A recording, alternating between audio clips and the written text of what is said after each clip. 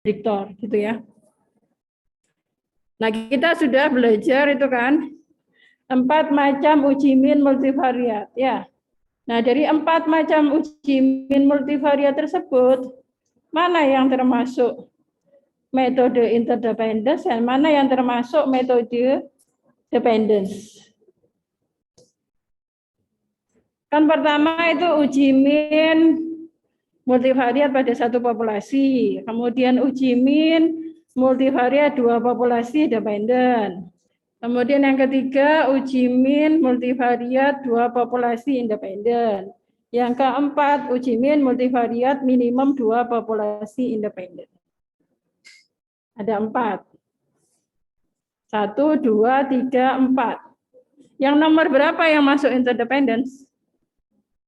Urutan keberapa yang masuk interdependence? 1 dan 2. Apa itu?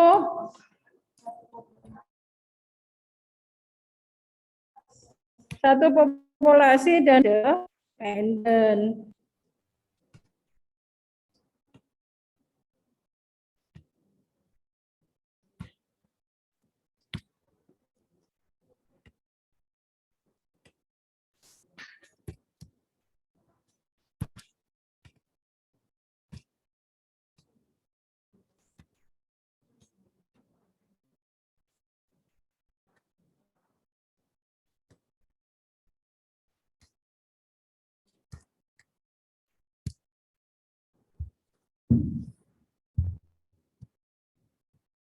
Ya, kalau dependen itu kan selain apa?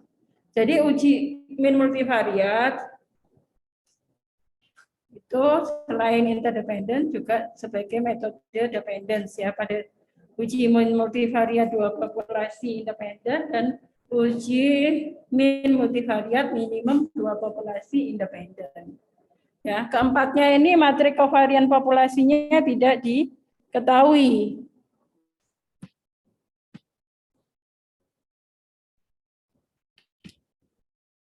Dan yang kedua, yang ketiga dan keempat di sini,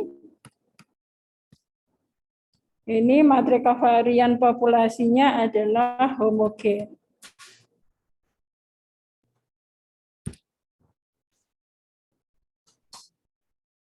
Dan keempat-empatnya di sini mengasumsikan distribusi apa? Normal, ya. Karena metode multivariat parametrik, ya enggak? Bukan yang non parametrik. Kalau non parametrik tidak berdasarkan asumsi distribusi tertentu, free distribusi, ya kan? Anda sudah belajar kan statistik non parametrik? Nah, jadi di sini yang kita pelajari metode multivariat parametrik gitu ya. Jadi semuanya di sini parametrik.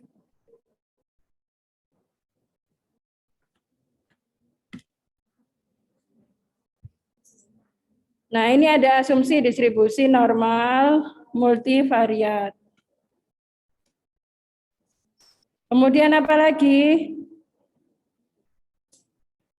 Signifikansi hubungan antar variabel ya. Keempat-empatnya itu ya asumsinya distribusi normal dan adanya signifikansi hubungan antar variabel. Kalau pada metode dependence, kenapa disebut metode dependence?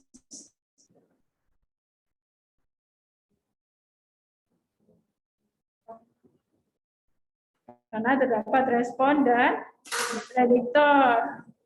Artinya selain kita bisa memandang sebagai uji beda min secara multivariat, maka kita bisa menguji efek dari prediktor terhadap respon signifikan atau tidak. Ya enggak?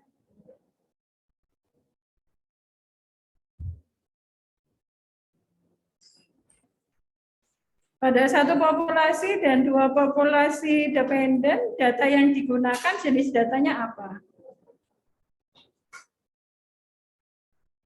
Kuantitatif atau kualitatif? Kuantitatif ya. Jadi dua ini kuantitatif atau metrik ya. Kuantitatif. Kemudian pada uji yang ketiga dan keempat, jenis data yang digunakan bagaimana?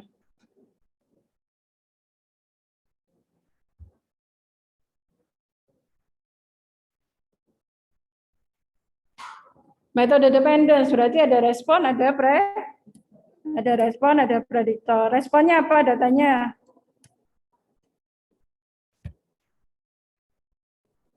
Kuantitatif atau metrik. Prediktornya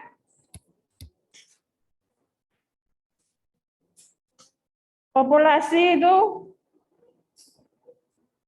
kategori dari variabel kualitatif ya. Adanya beberapa populasi itu kategori pada variabel kualitatif. Ya, min-nya kan dibandingkan dengan 2 atau lebih populasi ya. Nah, itu merupakan kategori pada variabel kualitatif ya. Populasi-populasi tersebut adalah merupakan kategori atau level dari treatment. Ya, ini kualitatif atau kategorikal atau non-metrik.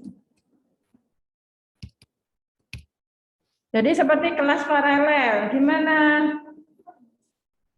signifikansi pengaruh kelas paralel terhadap nilai yang diperoleh, gitu kan? Kategorinya kelas A, kelas B, kelas C misalnya. Nah gitu, itu populasi kan masing-masing populasi kelas A, B, C.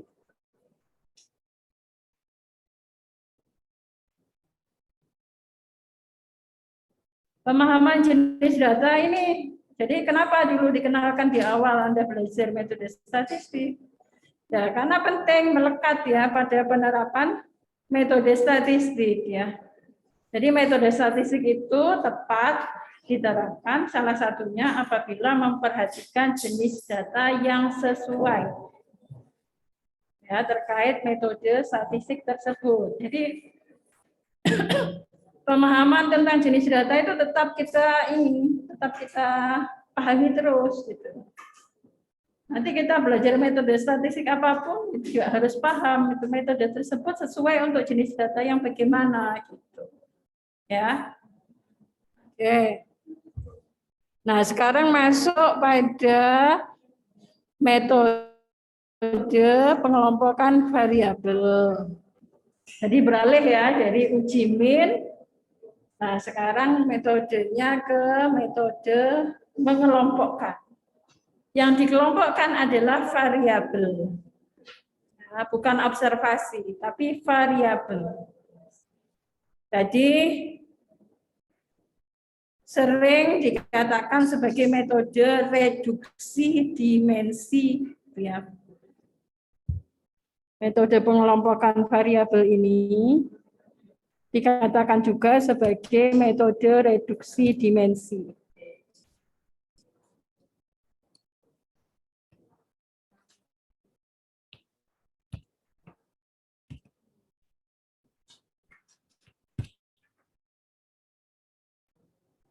Ya, dimensinya yang kita amati berkurang karena variabel tadi dikelompokkan gitu.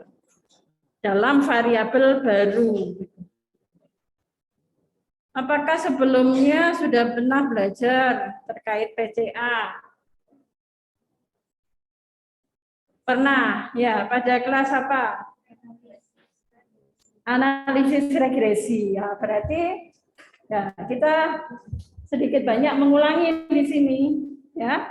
PCA ini pada mata kuliah analisis multivariat. Ya, karena mengulang mudah-mudahan ya semakin memahami begitu ya. Oke. Sampai di sini ya jelas ya terkait materi sebelumnya dan juga materi yang akan kita diskusikan.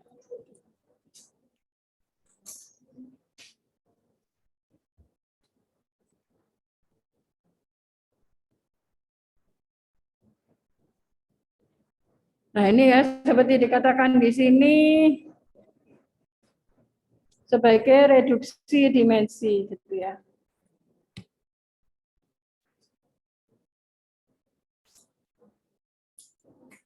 Mati. Innalillah. Allahumma sholli ala Muhammad. Kalau hybrid itu gini ya, ya Allah. Ini yang di rumah ini, yang ini. Coba ini, Anda itu pakai apa? Data atau apa?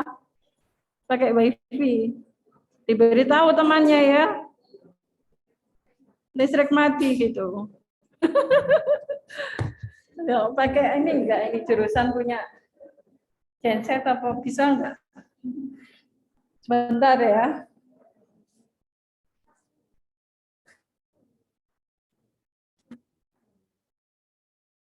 Halo? Ya, Zoom-nya Bu. masih bisa? Bisa, Bu. Masih bisa mendengar, Bu. Masih bisa ngikuti? Bisa, Bu. Loh, sebentar ya. Oh, berarti gimana nih? Yang mati apanya? Layar LCD ya? Iya, malah yang di ini offline yang ini lampu listriknya mati. Sebentar ya, yang online ya. Baik, Bu. Gimana? Apanya yang nyala? Oh ya, kok bisa beda-beda gitu ya?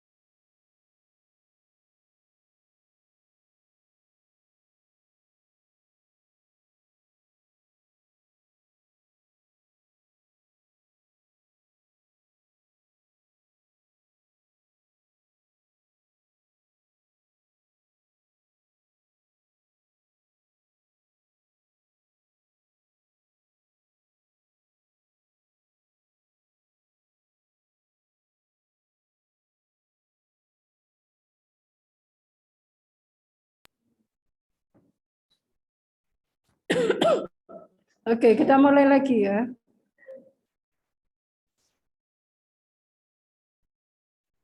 Oke, tadi sini ya. Jadi adanya pengelompokan variabel. Jadi kenapa di sini muncul istilah reduksi gitu ya? Mungkin sebagian Anda yang sudah belajar PCA atau semuanya ya, sudah pernah belajar PCA di kelas regresi ya. Yang online juga gitu ya. Sudah pernah belajar PCA di kelas regresi? Sudah, Bu. Ya. Gimana yang dimaksud dengan data reduksi? Misalkan kita punya sekumpulan variabel.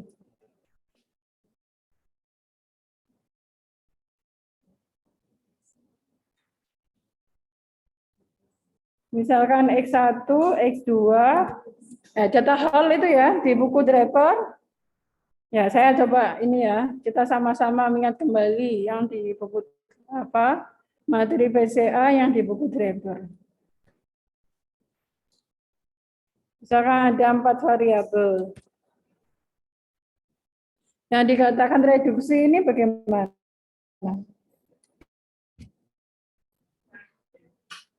Ya, gimana? Ya, Mbak siapa? Yang kotak-kotak. Kotak-kotaknya sebelah depan belakang. Yang depan. Ada di belakang lagi. Membentuk variabel baru. Oh, gitu ya. Jadi reduksi membentuk variabel baru. Misalkan X1 dengan X3 mengelompok, gitu kan? Kemudian X2 dengan X4 mengelompok jadi satu. Ya. Nah, ini membentuk variabel baru X1 dan X3 yang disebut sebagai katakanlah prinsipal komponen, gitu ya. Nah, X2 dan X4 juga mengelompok menjadi satu, membentuk variabel baru yang disebut juga sebagai PC. Nah, misalkan antara X1 dan X3 itu adalah kelompok variabel yang menjelaskan variabilitas data asal yang terbesar. Maka kelompok X1 dan X3 ini disebut sebagai kelompok PC1 ya. Jadi PC1 ini mengindikasikan variabel baru yang bisa menjelaskan variabilitas data asal yang paling besar. Nah, kemudian X2 dan X4 mengelompok di variabel baru PC, yang disebut sebagai PC. Nah, diberi indeks 2 karena variabilitas yang dijelaskan PC2 ini adalah variabilitas terbesar kedua gitu ya setelah PC1. Jadi varian PC1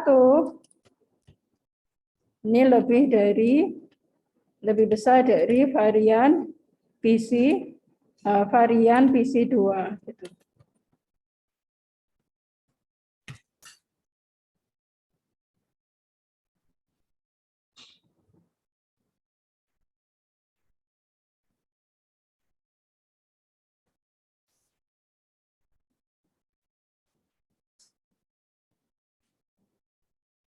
Oke. Nah, bagaimana antar variabel itu bisa mengelompok? Kenapa? Kenapa beberapa variabel bisa mengelompok itu? Kenapa? PC1 ini terdiri atas X1 dan X3.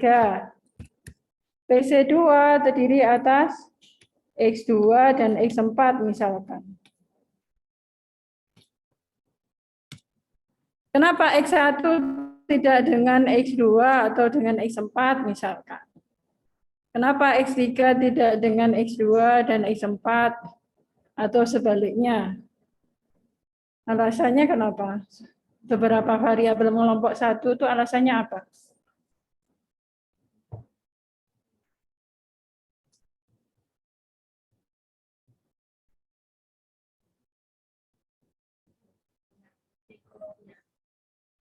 Dilihat multikonya. Oh, itu kalau dikaitkan dengan ini regresi ya, kita berbicara prediktor ya. Memang karena dulu belajarnya di regresi kan, ya. Tapi kalau secara umum pengertian multiko itu bagaimana? Menyatakan apa? Multikolinearitas itu menyatakan apa?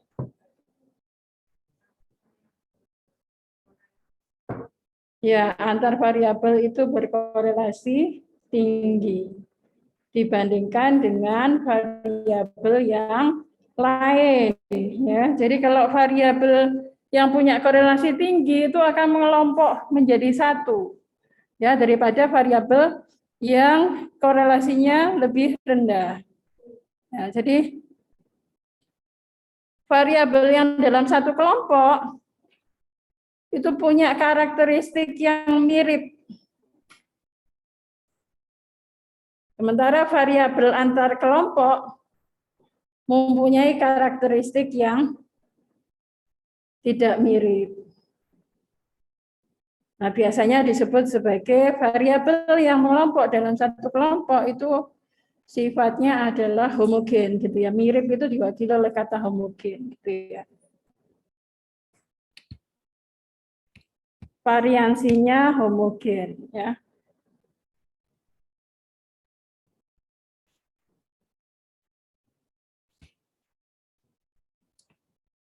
Sementara variabel antar kelompok yang berbeda ini disebut sebagai tidak mirip gitu ya.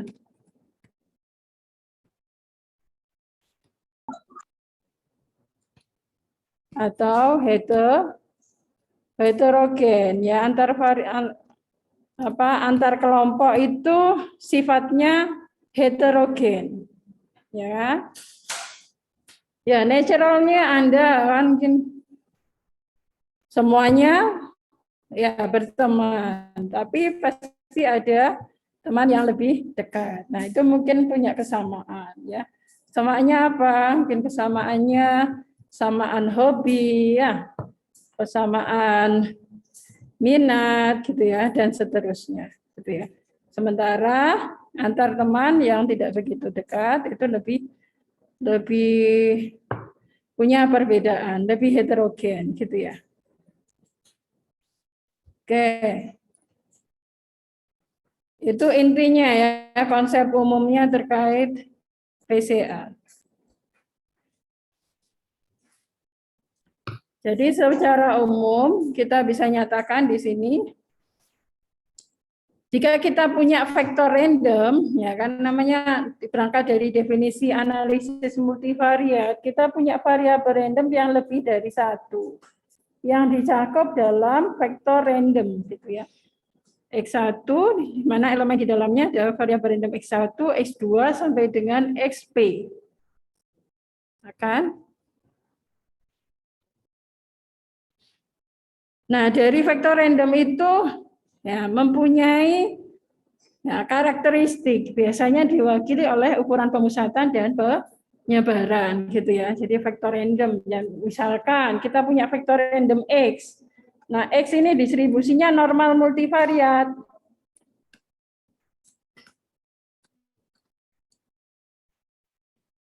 Nah, karakteristik dari distribusi normal multivariat ya, diwakili oleh parameter vektor min populasi dan matriks kovarian populasi. Karena ini terkait vektor random, terkait variabel random. Pasti yang dibicarakan adalah terkait karakteristik dari populasi gitu ya.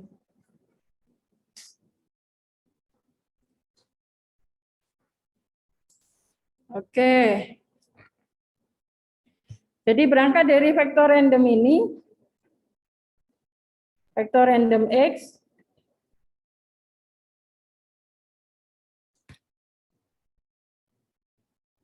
maka kelompok variabel baru yang tadi disampaikan tadi, PC, atau kalau di Johnson itu menggunakan Y ya. Jadi Y di sini adalah sama dengan PC gitu ya. Prinsipal komponen sama dengan Y. Jadi Y di sini bukan respon, tapi PC gitu ya, principal component.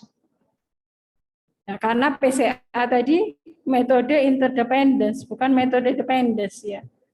Di Y di sini sama dengan PC atau variabel baru yang dibentuk hasil pengelompokan variabel asal. Gitu ya. Nah, variabel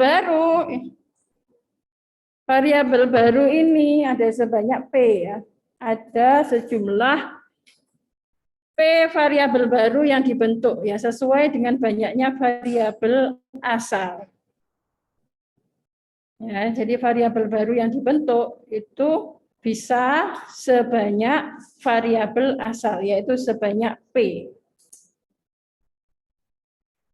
Tapi yang kita inginkan adalah seperti prinsip ekonomi gitu. Dengan dimensi variabel yang lebih dengan dimensi variabel yang lebih sedikit, diharapkan kita bisa menjelaskan variabilitas variabel asal dengan tidak banyak informasi yang hilang dibandingkan apabila kita menggunakan keseluruhan gitu ya dari dimensi variabel asal. Jadi perhatikan di sini bukan variabelnya yang berkurang, tapi dimensi. Dimensi dari variabel yang diamati. Ya. Variabelnya tidak berkurang, tetapi tadi masuk ke dalam kelompok-kelompok variabel baru tadi, sehingga berkurang. Jadi diharapkan. Nah, PC ini walaupun bisa dibentuk sampai dengan P, tapi tidak menjadi pilihan. Karena kita ingin mendapatkan banyaknya dimensi yang tadi, efisien tadi. Nah, dimensi yang minimum, tapi bisa menjelaskan variabilitas yang tidak beda jauh dengan kita menggunakan sebanyak P dimensi. Gitu. Jadi biasanya kita hanya perlu sebanyak M. Kita hanya perlu sebanyak M dimensi. Nah, di mana M ini kurang dari P.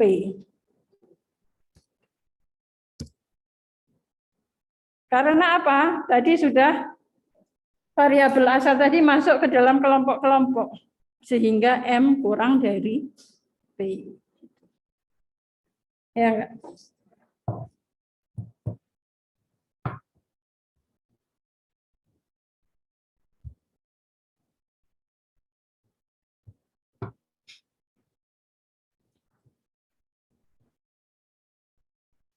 Nah, variabel baru atau PC itu bentuknya adalah merupakan kombinasi linier dari variabel asal, P variabel asal gitu ya. Bentuknya adalah kombinasi linier dari variabel asal.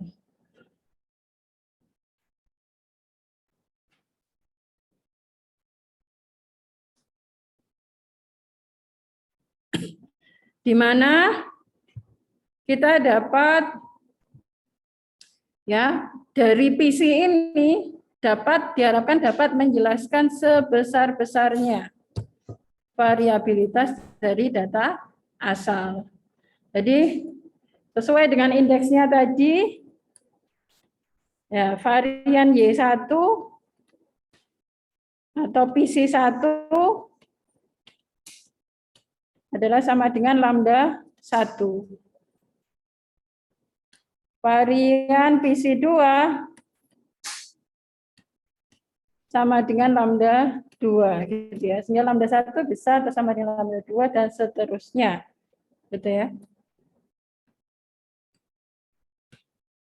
Varian PC yang ke P sama dengan lambda P.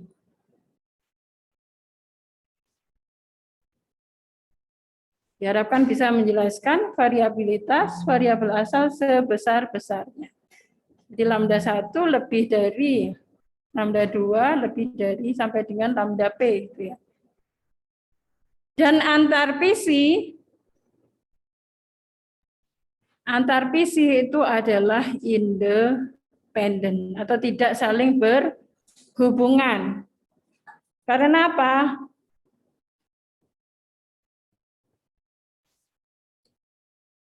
Antar PC tidak saling berhubungan karena tadi yang berkorelasi tinggi sudah mengelompok menjadi satu dalam satu variabel, yaitu yang disebut sebagai PC.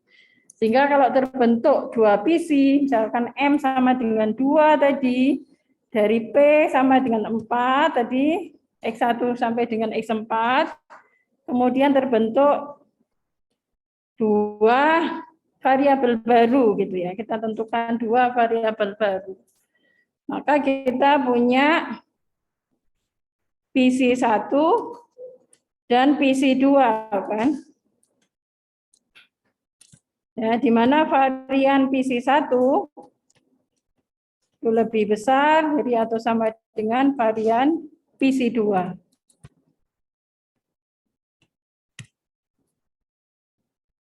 Kemudian antar PC independen, sehingga kovarian PC1, kovarian satu pasang PC itu sama dengan 0.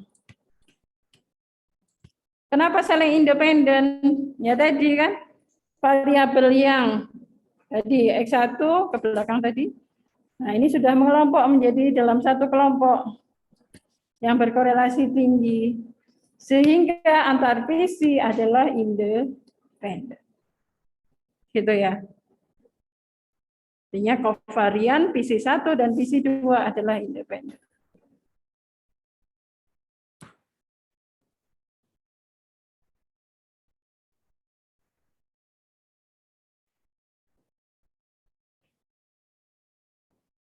Nah, dalam setiap PC itu tadi dikatakan memaksimumkan ya, bisa menjelaskan variabilitas data asal dengan yang sebesar-besarnya, dengan constraint di sini ya. Ada constraint-nya di sini. Bentuk kuadrat dari eigenvektornya adalah sama dengan 1. Ya, pada PC yang pertama. Ya, PC pertama itu berarti kombinasi linear dari A transpos X, di mana A ini adalah nilai eigenvektor ya. Yang bisa memaksimumkan varian dari PC pertama dengan constraint bentuk kuadrat dari eigenvektornya sama dengan 1. Nah, pada prinsip komponen yang kedua, ini adalah kombinasi linear yang memaksimumkan ya variabilitas dari PC yang kedua dengan constraint ini, dan kovarian antara PC1 dan PC2 sama dengan 0 karena kan independen tadi. Ya, korelasinya sama dengan 0. Jadi kovarian dengan korelasi itu berbanding lurus gitu kan. Nah, itu terus berjalan sampai dengan ya PC yang ke ya PC yang ke I gitu ya.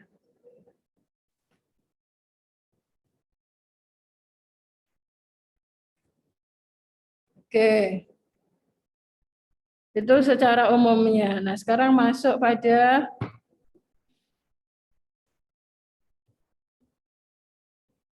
PCA-nya, persamaan PCA-nya. PCA, persamaan PCA terdiri dari berapa macam? Masih ingat?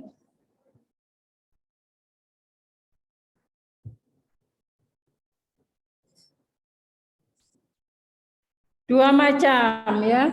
Jadi kombinasi linear dari variabel asal atau variabel unstandardized data. Nah, di sini kan X ini menunjukkan variabel yang tidak distandarisasi. Gitu. Nah, nanti bentuk persamaan yang kedua dari PCA itu kombinasi linear dari variabel yang distandarisasi. Jadi di sini X ini diganti Z gitu ya. Nanti.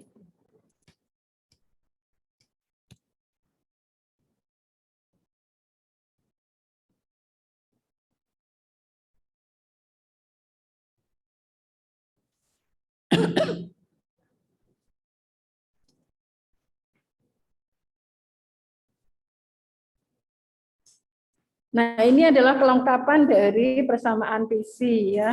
Properti dari persamaan PC yaitu varian PC sama dengan ini. Perkalian dari eigenvektor dengan matrik kovarian ya. Bentuk kuadratnya itu sama dengan eigenvalue.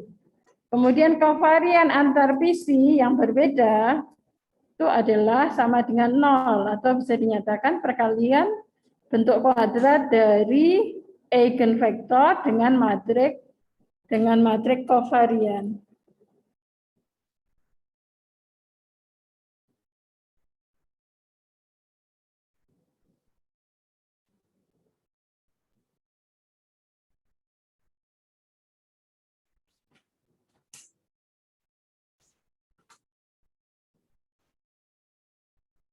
Jadi kalau kita punya vektor random, kita kan bisa menghitung mendapatkan matrik kovarian kan? Ya. Kalau matrik kovarian populasi tidak diketahui, maka kita bisa mengestimasinya berdasarkan sampel ya, matrik kovarian sampel. Ini kan?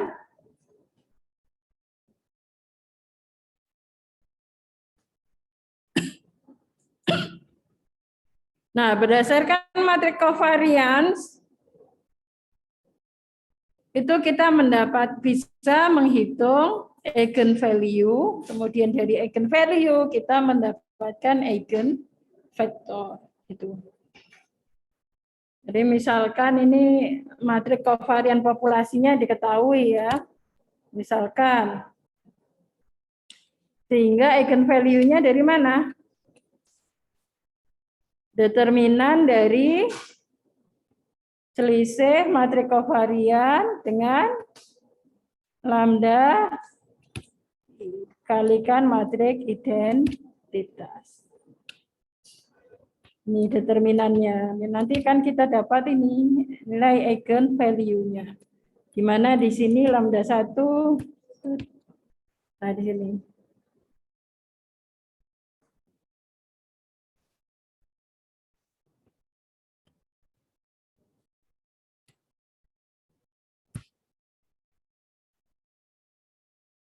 Kemudian setelah itu kita tentukan eigenvektor ya.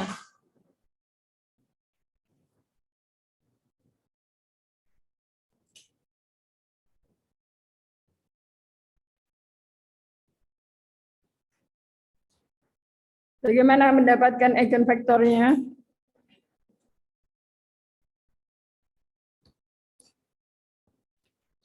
Matrik kovarian dikurangi lambda I dikalikan dengan EI gitu. Sama dengan 0. Dimana tadi constraint-nya apa? EI transpose EI adalah sama dengan 1. Ya, ini constraint-nya tadi ya.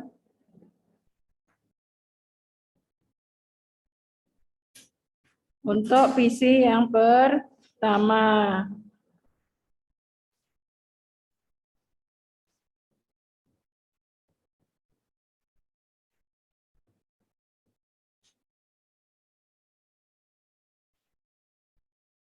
Jadi PCA yang diperoleh dari matrik kovarian seperti ini, maka persamaan PC-nya adalah kombinasi linear dari variabel yang tanpa distandarisasi. Itu.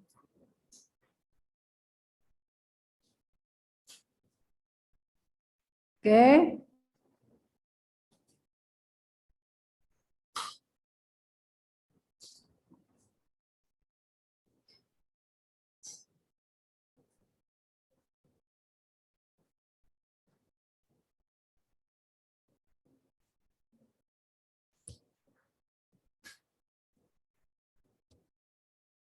Di sini kita melihat bahwasanya penjumlahan dari elemen diagonal pada matrik kovarian ya.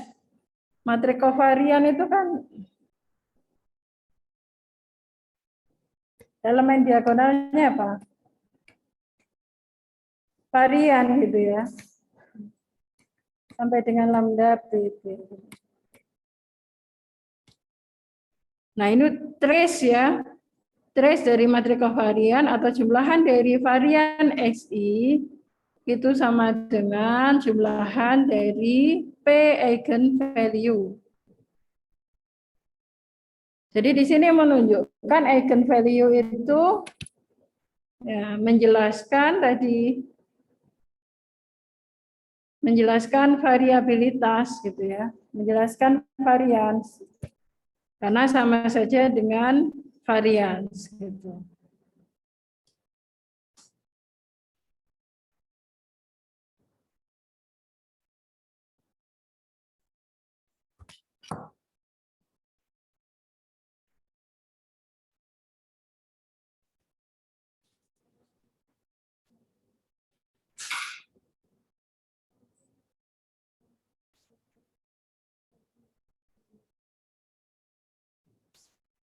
Oke, lanjut ya.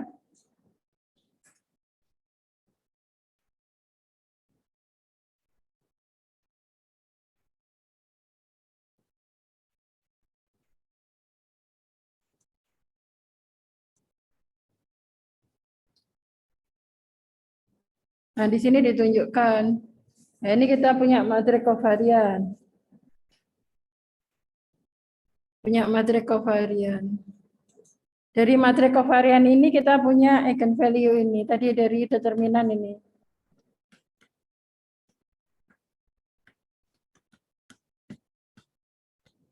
Nah, kita akan dapat ini. Ya, kalau ini kan sigma, ini kita bisa membaca variabel yang kita analisis sebanyak 3. Berarti apa? P sama dengan 3. Maka eigenvalue yang kita dapatkan juga sebanyak P. Ya enggak? Nah, sebanyak P. Nah, sekarang kita perhatikan trace trace dari matriks kovarian atau jumlahan dari elemen diagonal ya, jumlahan dari variansnya. Nah, ini sama dengan 8. Ini sama dengan jumlahan dari eigenvalue. Jadi kita bisa melihat eigenvalue ini adalah menjelaskan variabilitas. Ya. Oke.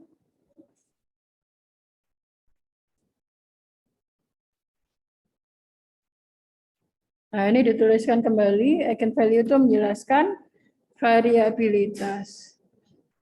Jadi konsekuensinya proporsi variabilitas yang bisa dijelaskan PC yang ke K di sini itu adalah lambda K dibagi total lambda. Jadi ini proporsi ya. Proporsi. Kalau bicara berbeda dengan varian PC tadi, kalau varian PC yang ke K ya ini sama dengan lambda K. Itu kan, di mana K sama dengan ini. Tapi kalau sudah bicara proporsi, berarti varian tersebut dibandingkan dengan total eigen value sebanyak P. Ya enggak?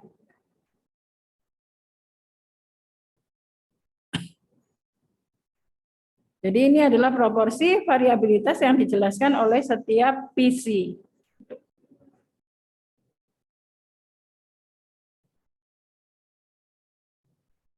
Nah, kalau kita punya sebanyak M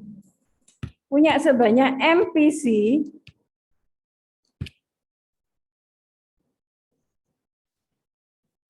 misalkan M sama dengan 2, di mana kita punya PC 1 dan PC 2.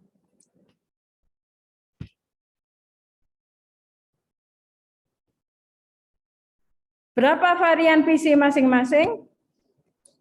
Varian PC 1 sama dengan lambda 1. Varian PC2 sama dengan lambda 2.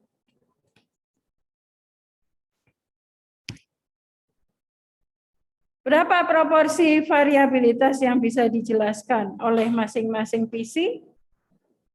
Oleh PC1 berapa proporsi yang bisa dijelaskan?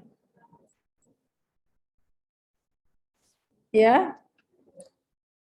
Lambda 1 dibagi lambda 1 plus lambda 2. Ya. Berapa proporsi variabilitas yang bisa dijelaskan oleh PC2? Nah, lambda 2 dibagi lambda 1 plus lambda 2. Berapa proporsi variabilitas yang dijelaskan oleh kedua PC tersebut, oleh PC1 dan PC2?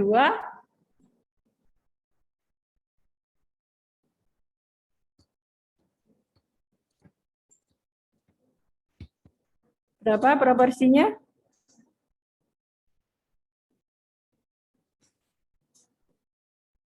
Lambda 1 plus lambda 2 per, ya sama dengan 1, ya kan?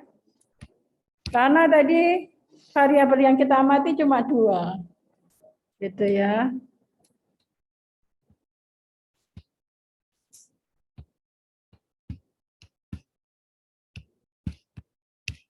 Kalau variabel yang kita amati lebih dari 2 akan lebih kelihatan gitu ya. Tapi intinya seperti itu ya, secara umum.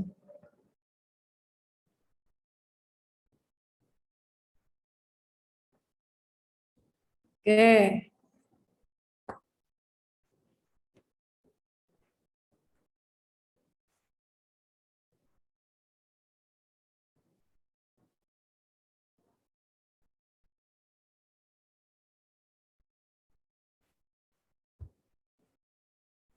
Kita lanjutkan ya.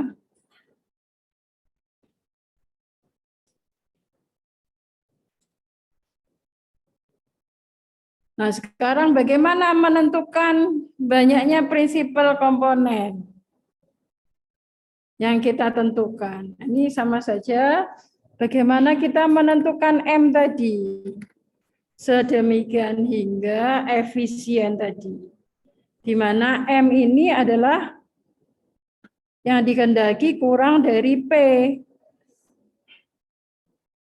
P banyaknya variabel asal. Ya, banyaknya dimensi variabel asal. M adalah banyaknya dimensi variabel yang baru atau banyaknya dimensi itu PC gitu ya.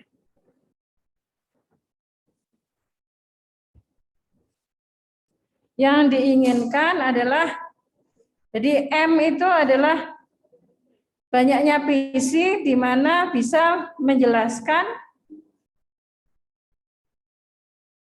ya dari MPC tersebut ya. Dari keseluruhan MPC tersebut diharapkan bisa menjelaskan proporsi variabilitas variabel asal sebanyak sekitar 80 ya, minimal ya, kalau di driver itu minimum 75% ya. Ya 80% gitu ya. Atau paling buruk, paling jelek adalah 60%. Ya, tapi idealnya minimum ya 75% lah, atau 80% gitu ya. Jadi dengan MPC atau dengan M variabel baru tadi diharapkan bisa menjelaskan variabilitas P variabel asal itu sebanyak tadi minimum 75 atau 80% ya dari keseluruhan P variabel asal. Kalau kita menggunakan seluruh variabel asal sebanyak P variabel asal berarti berapa proporsi variabilitas yang bisa dijelaskan? Jadi kalau kita punya P variabel asal, berapa M yang bisa dibentuk? Berapa PC yang bisa dibentuk?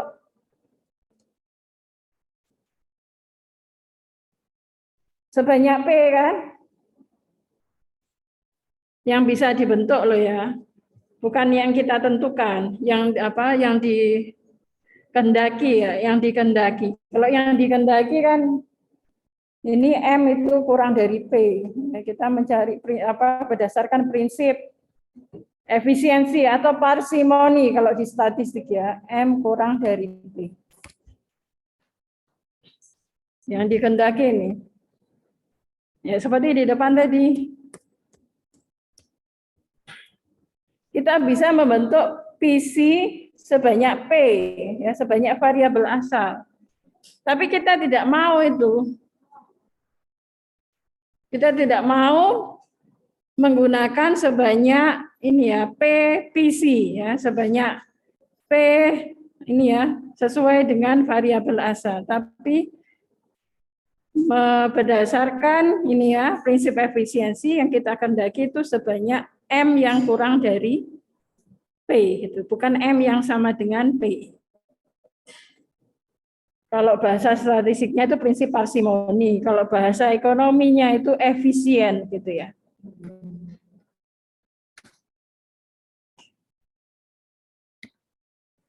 Efisien, bahasa statistik itu parsimoni.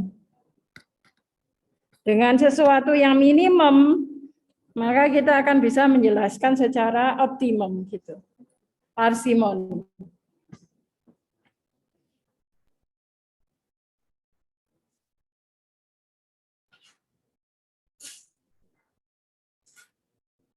Oke. Jadi salah satunya adalah dengan menggunakan scriptplot. Bagaimana membaca scriptplot ini? Untuk menentukan M,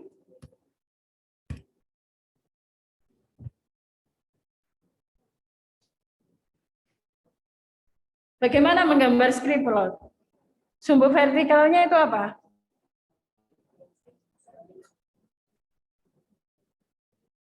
Nah, sumbu vertikalnya adalah eigenvalue ya, yang sudah diurutkan. Kemudian sumbu horizontalnya adalah indeks untuk PC-nya ya, PC1, PC2 gitu ya.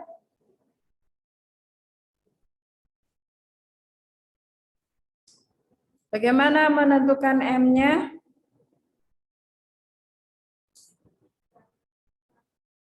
Ya.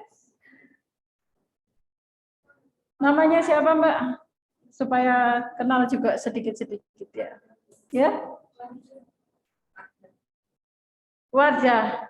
Oke. Wardah, gimana Wardah?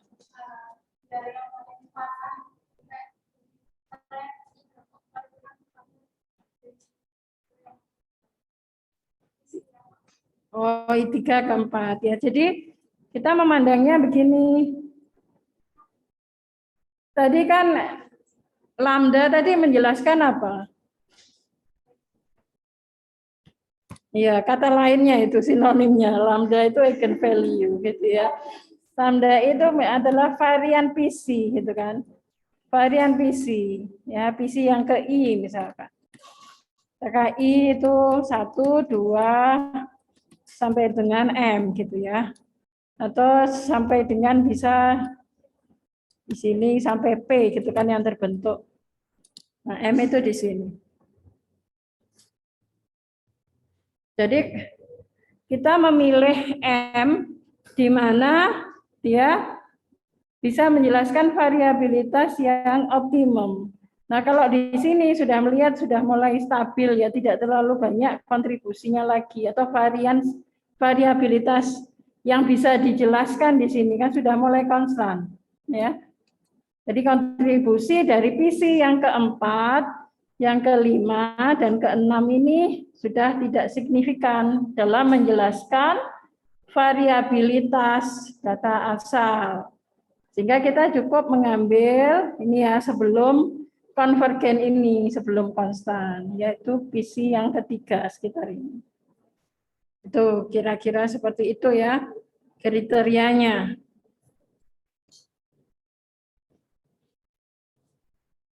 Atau metode lain adalah kita dalam menentukan M, ada kriteria lain selain script plot, yaitu adalah PC dengan eigenvalue yang lebih dari 1.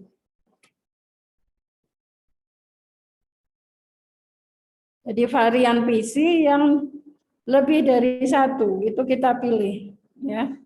Sehingga M sampai dengan PC yang memiliki varian lebih dari 1. Lebih dari 1 atau sama dengan 1 gitu ya. Kemudian yang ketiga adalah proporsi kumulatif yang bisa dijelaskan.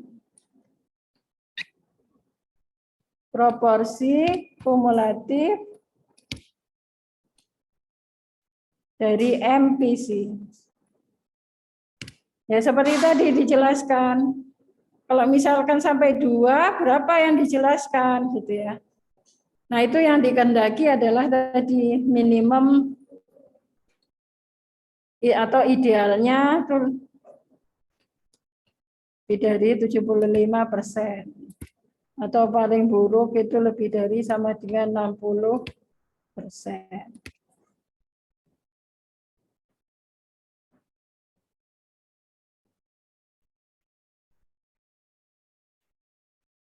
Nah, berapa PC ya? Berapa yang diperlukan itu sama dengan M. Berapa PC untuk bisa menjelaskan proporsi kumulatif minimum sebesar ini gitu ya. Kalau ini adalah kondisi yang terburuk ya. Kalau kita tidak bisa mencapai 70%, setidaknya 60% gitu. Oke.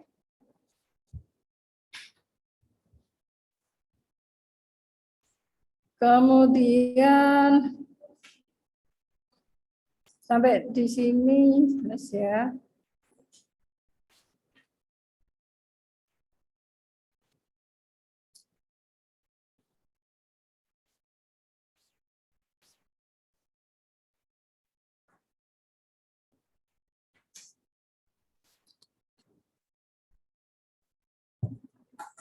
Kemudian untuk menentukan keanggotaan suatu variabel dalam suatu PC gitu ya.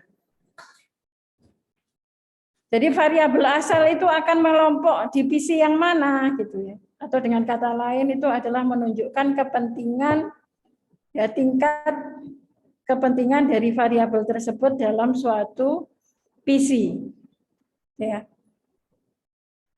Dengan kata lain, bagaimana kita menentukan suatu variabel itu masuk dalam PC yang mana, gitu kan?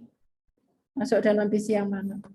Nah ini kalau secara multivariat kita bisa menggunakan nilai absolut dari eigenvektor yang terbesar ya di antara ya PC yang lain.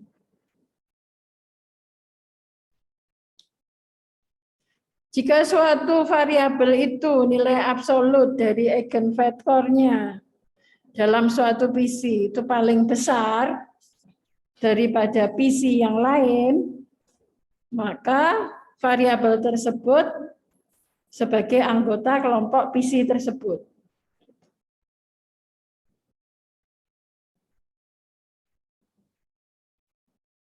Nah, cara lainnya adalah menggunakan pendekatan univariate, yaitu dengan menghitung korelasi dari variabel tersebut dengan PC. Ya, seperti rumus korelasi di sini. Misalkan tingkat kepentingan dari variabel XK ya pada PC yang ke I. Nah, kita cari ini korelasi antara keduanya. Ya, PC yang ke I dengan XK gitu. Maka ini kovarian keduanya dibagi dengan perkalian akar varian masing-masing.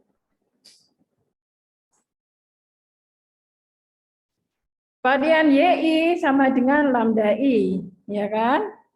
varian XK sama dengan sigma KK gitu ya.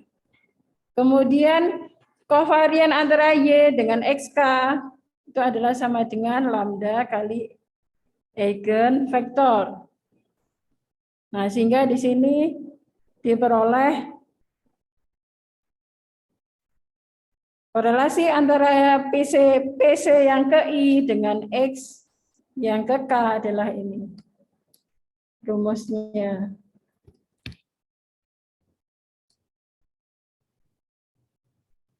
Jadi kalau variabel tersebut punya korelasi yang paling besar pada PC tertentu, maka variabel tersebut merupakan variabel yang penting dalam PC tersebut. Atau variabel tersebut merupakan anggota dari PC tersebut gitu. Oke. Ini rangkumannya.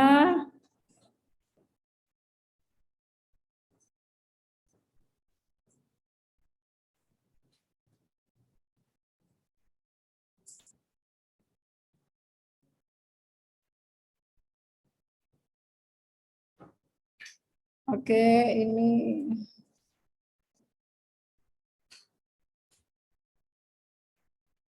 jadi untuk menyatakan kepentingan itu biasanya variabel yang penting atau menyatakan keanggotaan suatu variabel terhadap PC bisa menggunakan dua-duanya tadi ya, bisa menggunakan korelasi dan absolute eigenvektor.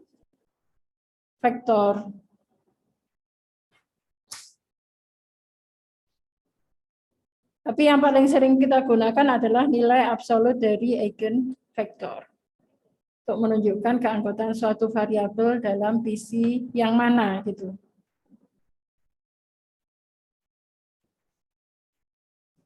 Nah, sekarang kita perhatikan ilustrasi berikut.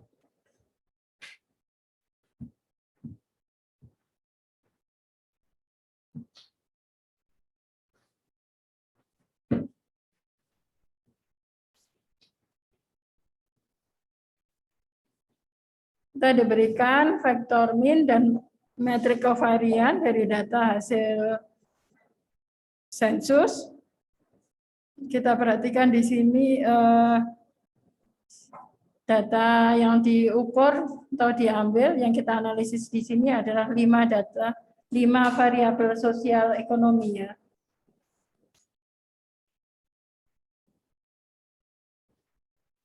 Ini adalah vektor min-nya dan ini adalah matrik kovariansnya. Jadi ada 5 variabel yang diukur di sini.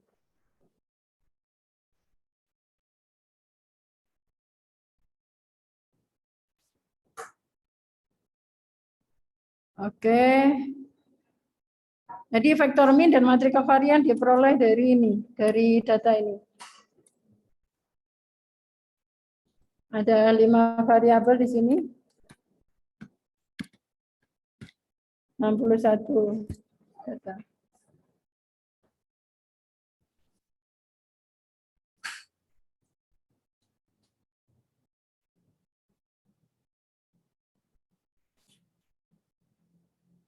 Ini ada 5 variabel ya.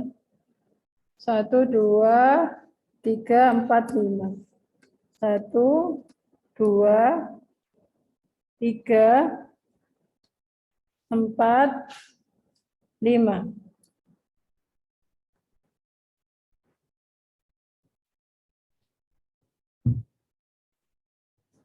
Dari mana tadi eigenvektornya?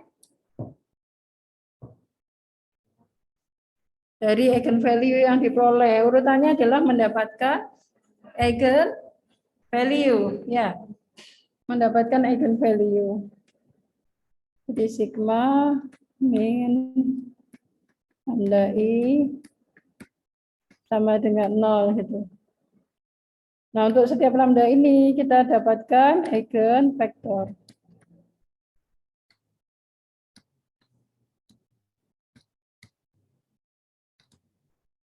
Nah, ini eigenvektornya. Untuk setiap lambda, lambdanya kan dapat 5 itu sebanyak P gitu ya. Jadi ini untuk lambda 1 dapat ini, untuk lambda 2 dapat E2, seterusnya untuk lambda 3, E3, lambda 4, E4, lambda 5, E5. Itu ya. Baik. Coba berdasarkan nilai absolute value. Variabel X1 sampai dengan X5 masuk pada PC yang keberapa?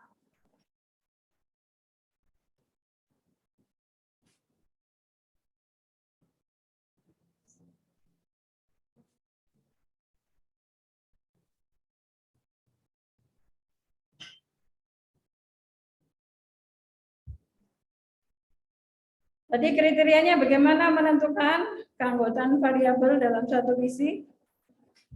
Berdasarkan nilai absolut eigenvektor yang terbesar.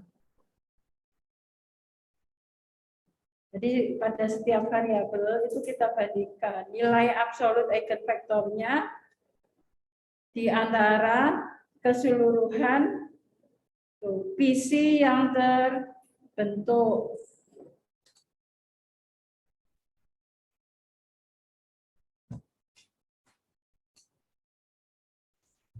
Oke, pertama kita menentukan M dulu kalau gitu. Berapa M-nya? Berdasarkan data yang diberikan di sini, berapa M-nya? Berapa PC yang akan kita gunakan? Berapa variabel baru yang akan kita gunakan?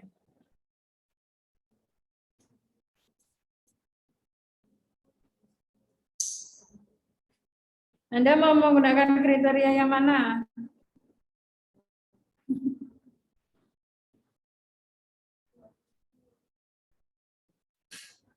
Proporsi kumulatif. Ya, kalau sampai dengan 2 di sini sudah memenuhi yang ideal ya. 92,8. Ini berarti diperoleh dari mana ini? 92,8 ini. Atau 67,7 ini dari mana? 107,02 dibagi total lambda. Ya. Kalau ini 107,02 ditambah 39,67 dibagi total lambda. Ya, proporsi kumulatif itu sampai dengan lambda atau eigenvalue yang terakhir, di mana yang kita kehendaki itu.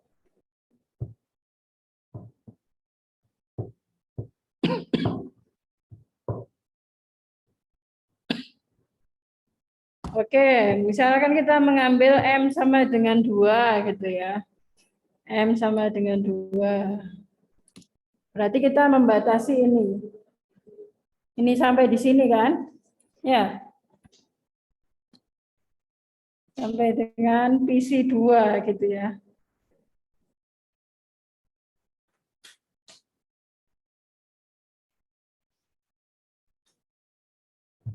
Coba, apakah bisa ini sampai coba kita amati. Bagaimana? Apakah semua variabel sudah bisa kita representasikan pada kedua PC?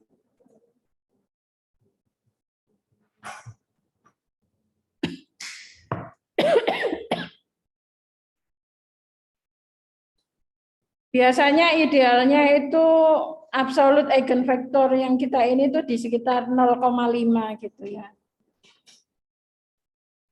Yang kita kehendaki. Minimum di sekitar 0,5 atau yang paling besar di antara eigenvector yang lain. Nah, kalau kita kehendaki ini M sama dengan 2, maka pada variabel 1 itu bagaimana? Absolute eigenvektornya ini tidak sampai dengan, nah ini relatif sangat kecil kan, 0,0 sekian ya. Begitu pula pada variabel yang kedua, profession di sini relatif kecil. Yang besar ini kita bisa perhatikan di variabel 3 dan 4. Masuk di mana variabel 3 dan 4 masing-masing? Di PC 1 atau PC 2? Variabel 3, employment.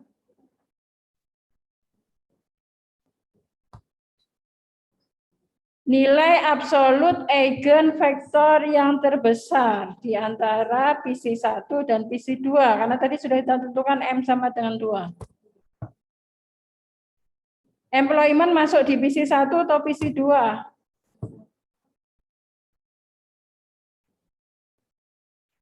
Kenapa?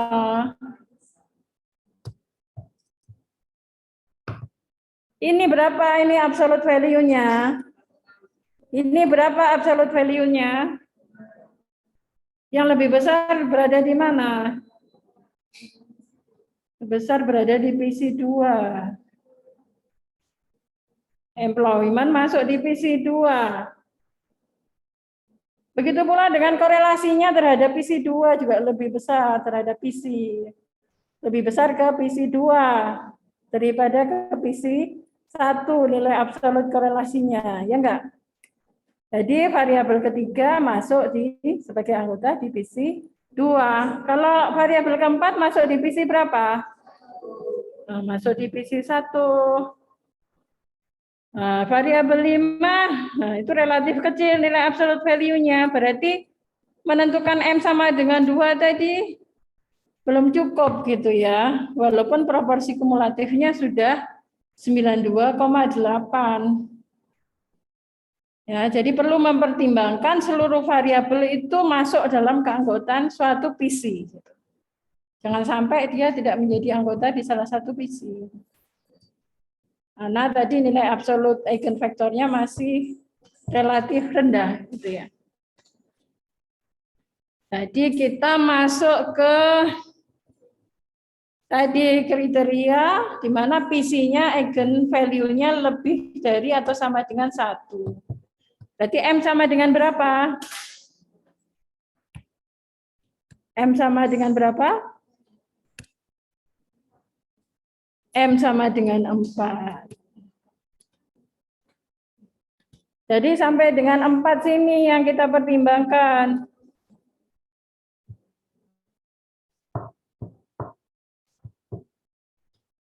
Jadi X1 masuk di PC berapa? PC 4, ya.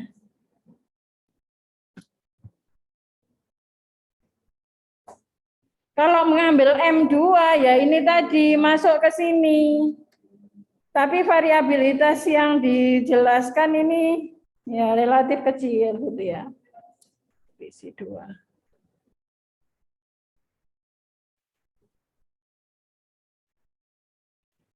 Ya, jadi suatu variabel itu menjadi anggota suatu PC itu idealnya nilai absolut eigenvektornya itu mendekati 1 gitu ya, semakin besar mendekati 1. Dan apabila suatu variabel tidak masuk dalam sebagai anggota dari suatu PC, absolut dari eigenvektornya itu mendekati 0. Nah, kemudian PC 2 masuk di variabel 2 masuk di PC 3, variabel 5 masuk di PC. Loh, ternyata di sini masih ini ya, masih ada yang belum dijelaskan. Sampai variabel 3 ya, karena kita tidak menghendaki sampai dengan P kan. Jadi cukup sampai dengan 4 saja. Jadi variabel masuk ke sini.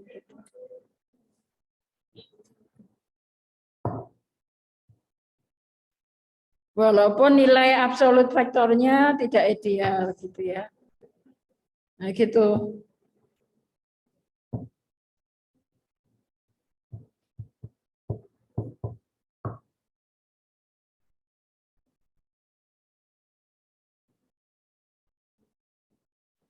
Nah, itu PCA yang eigenvalue dan eigenvektornya dihitung dari matriks covariance X. matrik kovarian data yang tidak distandarisasi.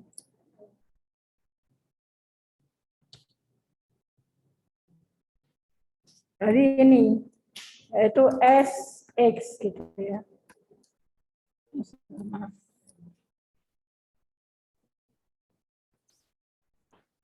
Matrik kovarian dari variabel asal atau data yang tidak distandarisasi yaitu X. Untuk apa? Koefisien korelasinya Anda bisa hitung mengikuti rumus ini.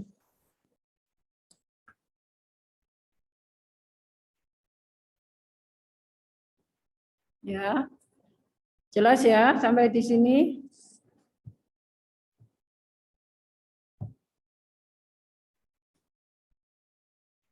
Oke.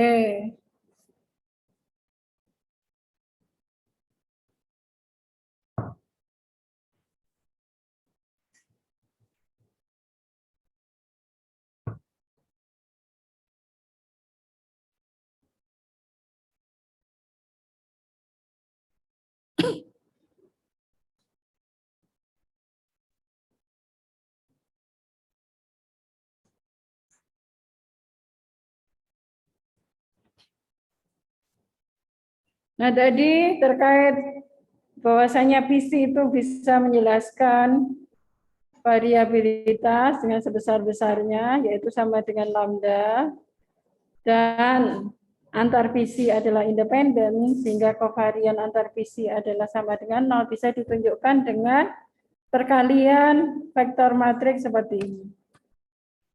Jadi varian PC itu sama dengan perkalian bentuk kuadrat dari eigenvektor dengan matriks kovariannya. Sementara kovarian antar satu pasang PC itu adalah sama dengan perkalian eigenvektor yang berbeda dikalikan dengan matriks kovarian sama dengan 0.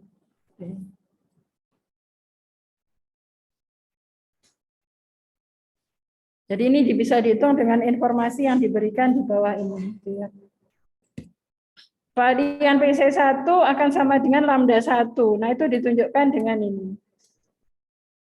Perkalian antara E1 transpos kali sigma kali E1 transpos. Dan seterusnya. Begitu pula kovarian antar satu pasang PC yang berbeda. Ini eigenvektor dari kedua PC itu dikalikan dengan matriks kovarian akan mendekati 0 atau sama dengan 0 ya. Untuk menunjukkan independensi antar PC.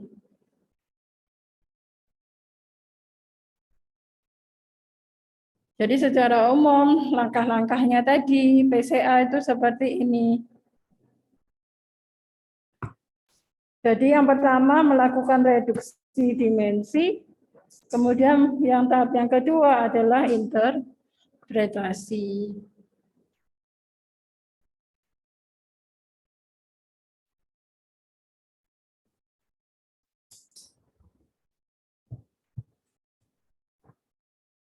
Jadi pada aplikasinya itu tidak jarang kita menemukan tidak sedikit variabel. Nah, untuk mempermudah atau menyederhanakan interpretasi, maka dimensi variabelnya kita reduksi. Nah, itu akan lebih simpel untuk interpretasi, akan lebih jelas untuk interpretasinya. Ya. Jadi langkahnya yang pertama apa? Menentukan matriks kovarian X tadi. Kovarian X tadi apa simbolnya? Sigma. Atau kalau sigma ini tidak diketahui, diestimasi dengan matriks kovarian sampel. Jadi ini menunjukkan matriks kovarian data yang tidak distandarisasi. Atau bisa menggunakan matriks kovarian Z. Data yang distandarisasi. Nah, ini kovarian Z ini sama dengan korelasi X. Ini korelasi populasi bisa diestimasi dengan sampel.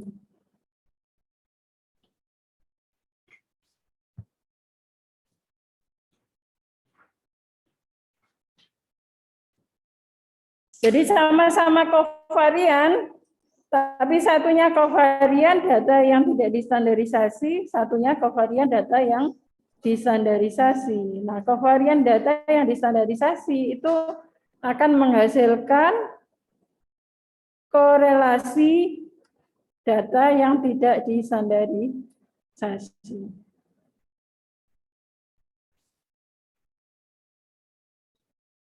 Nah, setelah itu, makanya kalau Anda memperhatikan komen PCA di Minitab ataupun di SPSS, itu kan PCA itu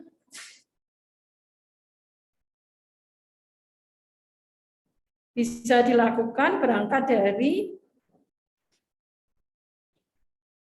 matrik covariance data yang tidak distandarisasi atau bisa berdasarkan matrik korelasi data yang tidak distandarisasi.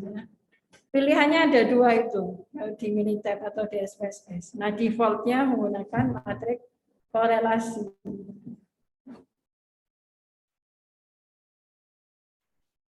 Setelah dapat eigenvalue, nah, menentukan berapa MPC yang kita ambil dengan beberapa kriteria tadi, kemudian mendapatkan eigenvektor, nah, kemudian menentukan M persamaan kombinasi linear variabel asal. Setelah itu baru interpretasi, ya.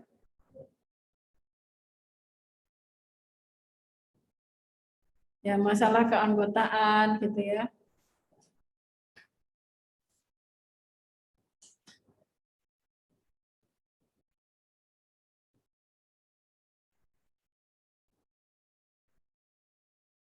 Ini ya menunjuk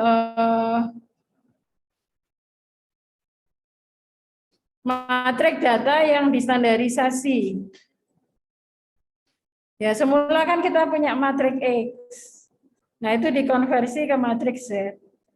Masing-masing variabelnya dikurangi dengan min-nya dibagi dengan standar deviasi.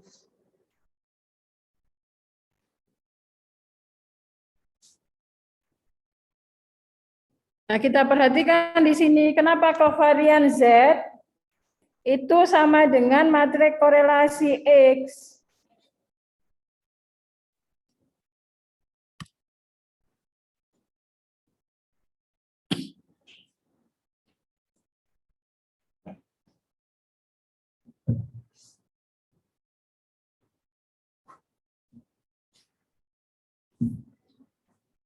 Itu adalah hasil perkalian ini. Kovarian Z bisa dinyatakan dengan perkalian ini. Korelasi X juga bisa dinyatakan dengan perkalian ini. Jadi karena apa? Korelasi itu berbanding lurus dengan varians. Ya.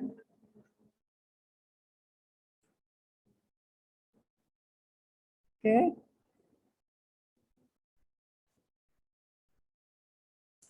Nah, sehingga prinsipal komponen yang berangkat dari matrik kovarian Z atau matrik korelasi itu persamaan PC-nya adalah kombinasi linear dari data yang distandarisasi. Jadi makanya itu bentuk persamaan PC itu ada dua macam. Ada yang kombinasi linear dari variabel yang tidak distandarisasi, ya. Jadi PC ini ada dua, E transpos X dengan E transpos Z. Kapan ini dan kapan ini?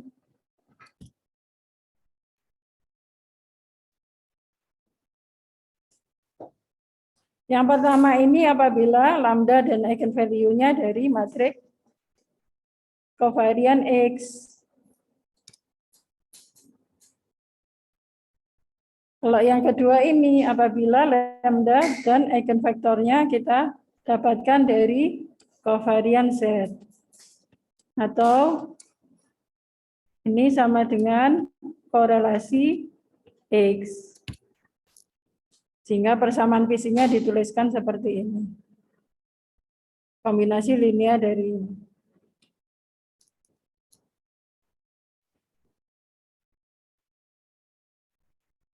Ya, mengenai propertinya sama ya. Jadi varian visi sama dengan eigenvalue, antar visi adalah independen, itu sama.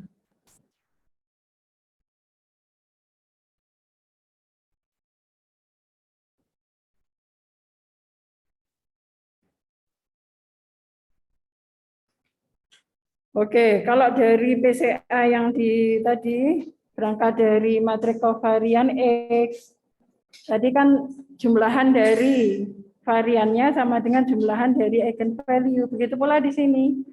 Jumlahan dari korelasi sama dengan jumlahan dari eigenvalue. Jadi ini sama dengan apa? Jumlahan dari varian gitu ya. Jumlahan dari varian sama dengan jumlahan dari korelasi sama dengan jumlahan dari eigenvalue gitu ya. Jadi kalau kita punya matriks korelasi ini,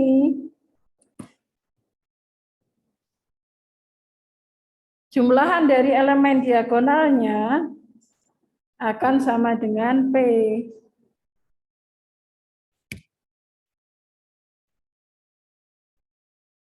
Nah, dari matriks kovarian tadi juga begitu.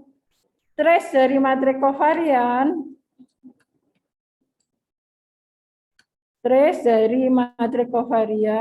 X itu sama dengan trace dari matriks kovarian Z, di mana sama dengan trace dari matriks korelasi X. Di mana ini sama dengan sigma lambda I. Di mana I 1, 2 sampai dengan P.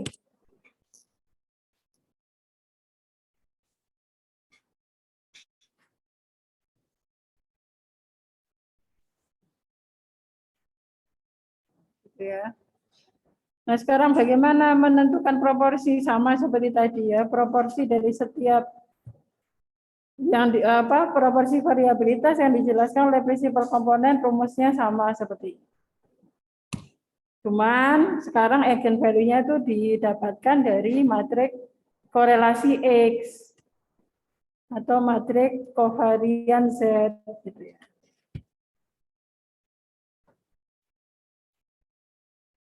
Kemudian bagaimana menentukan M-nya? Ya, sama proporsi kumulatif yang bisa variabilitas yang bisa dijelaskan oleh MPC itu minimum 75% gitu ya.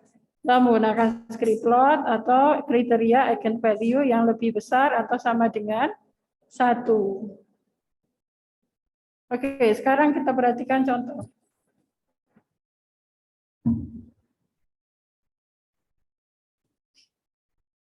Datanya tentang apa ini?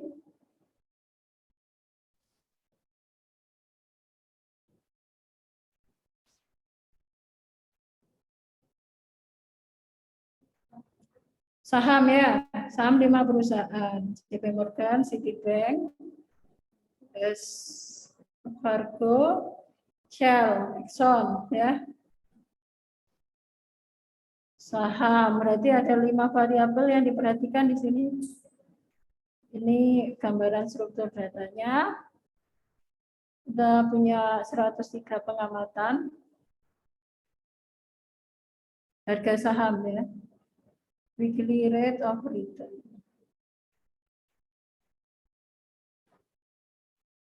Nah, dari data tadi didapatkan matriks korelasi X-nya tadi ya. Jadi kita menggunakan berdasarkan sampel gitu ya. Jadi rho tadi diestimasi dengan sampel sehingga kita simbolkan dengan R.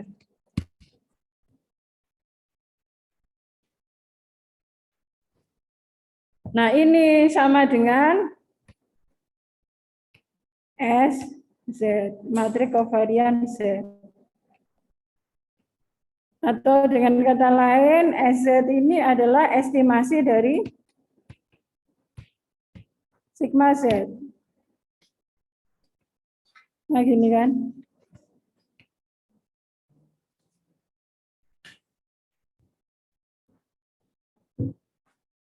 Nah, setelah dapat matriks korelasi, kita hitung eigenvalue dan eigenvektornya. Jadi tahapannya sama seperti kita analisis PC dengan matriks kovarian tadi. Setelah itu menentukan M. Nah, ini.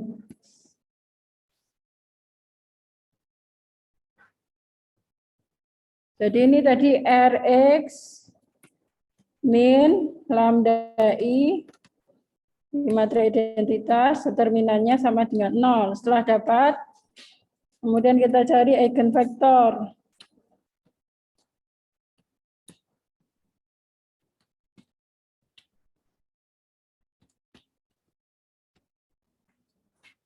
Nah, ini dapat ini. Oke. Nah, dari sini berapa M-nya gitu ya. Kita tentukan M-nya.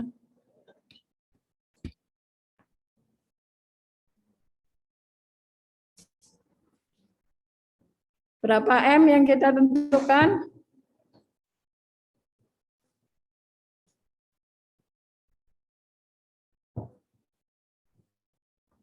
Kalau menggunakan kriteria eigenvalue lebih besar dari atau sama dengan 1, M-nya sama dengan 2 gitu ya. Berapa proporsinya? Proporsi kumulatif variabilitas yang bisa dijelaskan oleh kedua PC 77%. Berarti ada sekitar 23 variabilitas yang tidak bisa dijelaskan. Variabilitas data variabel asal ya.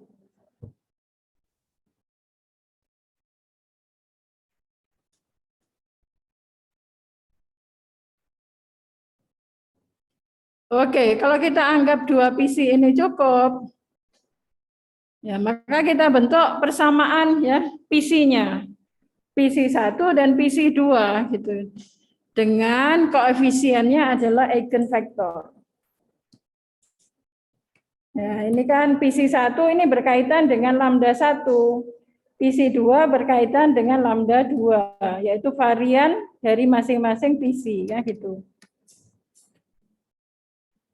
Ini eigenvektornya tadi yang kita peroleh.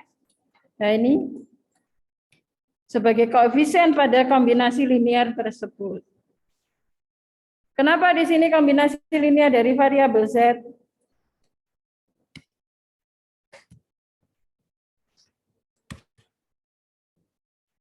Karena PCA-nya tadi berangkat dari apa? Matriks korelasi, di mana matriks korelasi X sama dengan kovarian Z.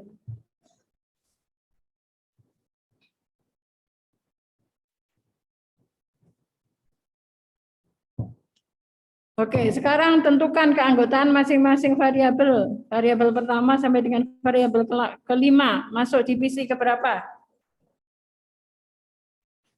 Berdasarkan nilai absolut eigenvektor yang terbesar.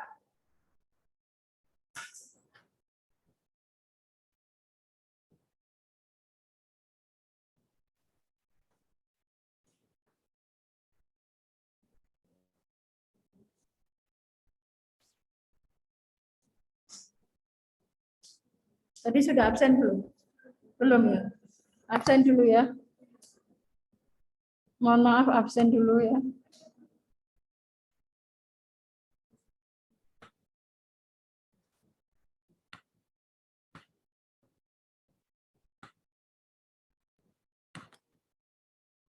Silakan.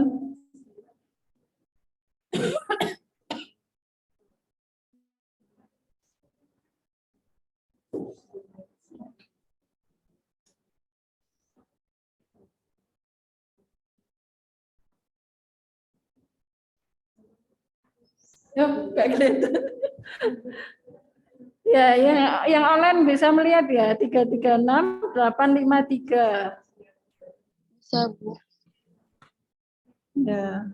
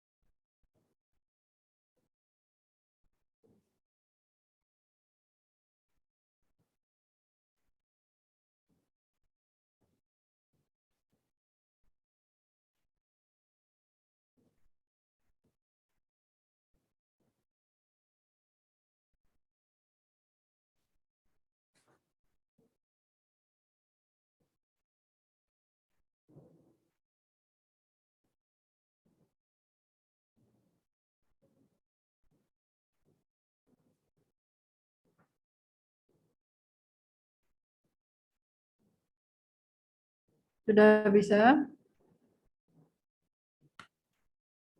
Kita lanjutkan sebentar lagi ya. Sekarang ini keanggotaan masing-masing variabel masuk divisi 1 atau divisi 2, tentukan.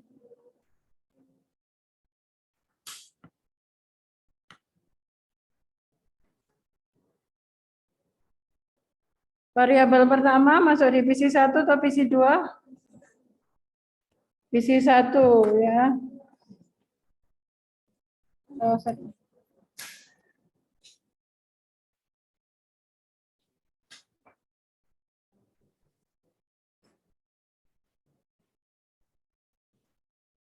masuk divisi 1.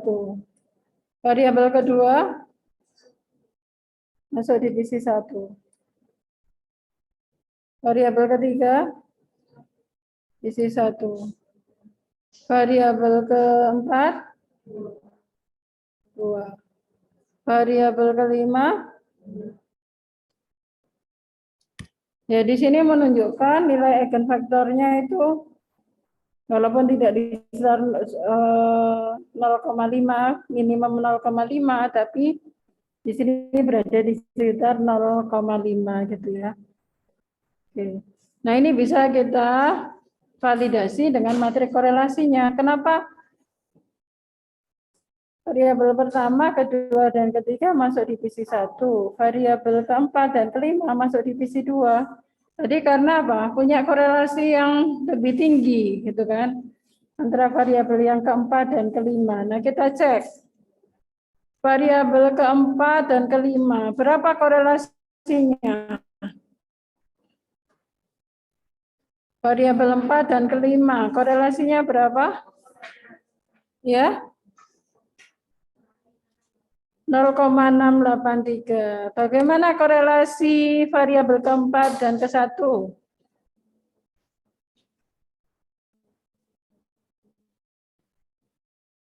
0,115, Bu. 0,115. 4 dengan ke-1. Kemudian 4 dengan 2, 0,322. 4 dengan 3, 0,183. Gitu ya. Lebih rendah, gitu kan? Lebih rendah dengan variabel lainnya, selain variabel kelima, gitu ya. Ya, jadi maka di sini variabel keempat dan kelima itu mengelompok menjadi satu karena korelasinya koefisiennya lebih tinggi dibandingkan dengan variabel yang lainnya. Ya, begitu pula dengan korelasi variabel kelima dengan variabel lainnya. Nah, di sini kan ditunjukkan variabel ini dengan variabel pertama, variabel kelima dengan variabel kedua, dengan variabel kelima dengan variabel ketiga. Nah, yang tertinggi korelasi variabel kelima dengan variabel keempat. Begitu pula sebaliknya, kenapa 1, 2, 3 ini mengelompok jadi 1? Karena korelasinya lebih tinggi dibandingkan dengan 4, 5. Jadi kondisi yang sebaliknya dengan ini. 1, 2, berapa korelasinya? 0,63 atau di sini. Ya, 2, 1, 3, 1. Nah, gitu. Ya. Lebih tinggi dibandingkan 3, 4, lebih tinggi dibandingkan dengan 1, 4 atau 1, 5, ya kan? Nah, gitu membandingkannya apa? Mencari kenapa itu mengelompok menjadi satu. Selain karena alasan absolute eigenvector yang terbesar. Juga karena faktor korelasi antar variabel. Itu ya saya kira untuk hari ini. Nanti tinggal sedikit kita lanjutkan insya Allah pada hari Kamis sambil kita membahas tugas.